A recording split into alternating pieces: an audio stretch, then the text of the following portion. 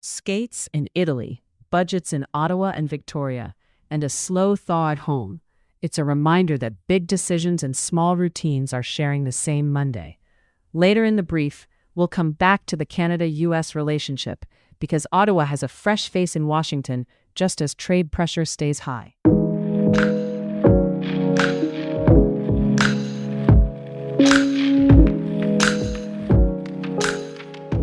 In Ottawa, it's a wintry start to Family Day. Expect snow at times, with temperatures around -5 degrees Celsius, climbing to about -1 later. And staying with ice for a moment, Senators fans have been watching teammates turn into opponents at the Olympics. The U.S. finished group play 3-0 after a 5-1 win over Germany, with Austin Matthews scoring twice, and Ottawa's Jake Sanderson picking up 2 assists. Brady Tkachuk also found the net for the Americans. Germany's lone goal came from Tim Stützle, which is why this tournament has had that strange, fun wrinkle for Ottawa.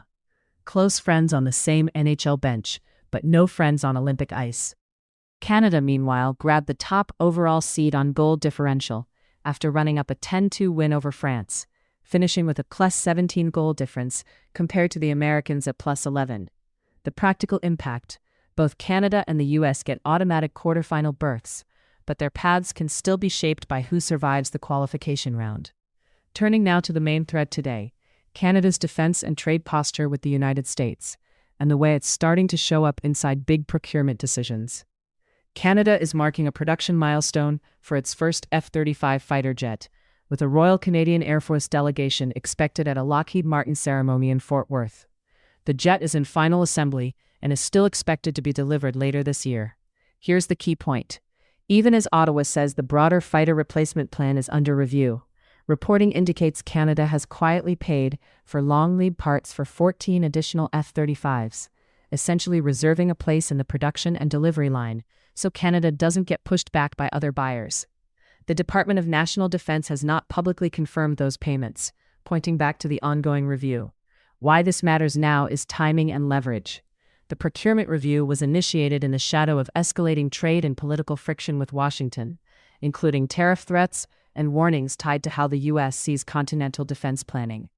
The U.S. ambassador to Canada has gone further, warning that NORAD would have to be altered if Canada doesn't move forward with the full planned purchase of 88 F-35s, implying the U.S. would compensate by flying more of its own aircraft into Canadian airspace to cover gaps.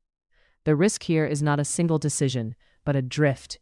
If Canada slows, changes, or reduces its fighter buy without a clearly credible alternative, it can become entangled with trade retaliation, alliance politics, and defense readiness, all at once. And that's a hard bundle to manage, especially when timelines for aircraft procurement run for years, not months. A related signal: Canada has also joined the European Union's SAFE program, which offers low-interest loans for joint defense procurement and can open doors for Canadian industry into European defense markets. That doesn't replace the U.S. relationship, but it does suggest Ottawa is keeping options open and looking for additional lanes to build capacity. Mid-episode note to keep in mind: this is where today's earlier tease connects. A new ambassador in Washington is landing in the middle of this kind of file, where trade and security are no longer cleanly separated. Mark Wiseman has now arrived as Canada's new ambassador to the U.S., coming from a business and pension fund leadership background rather than a traditional diplomatic track. He replaces a long-serving career trade negotiator. With more than $1 trillion in annual cross-border trade and a large share of Canadian jobs exposed to U.S. decisions, Wiseman's first test is less about ceremony and more about whether he can reopen channels, or at least steady them, in an unusually confrontational environment. Quickly, one more national politics note that fits the theme of how decisions get made.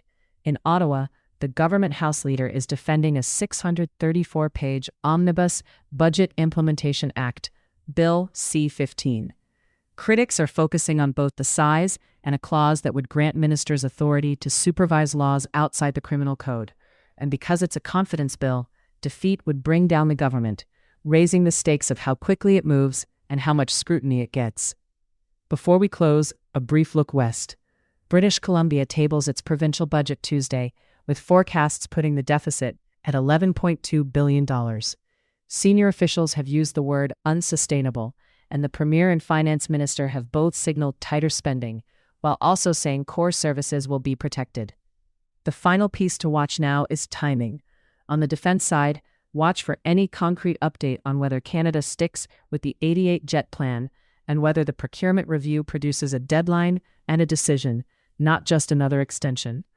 On the Canada-US relationship, watch what channels the new ambassador can actually open and whether trade threats ease or harden over the next few weeks. That's the brief for Monday, February 16th. Stay warm out there, and we'll pick this up again tomorrow.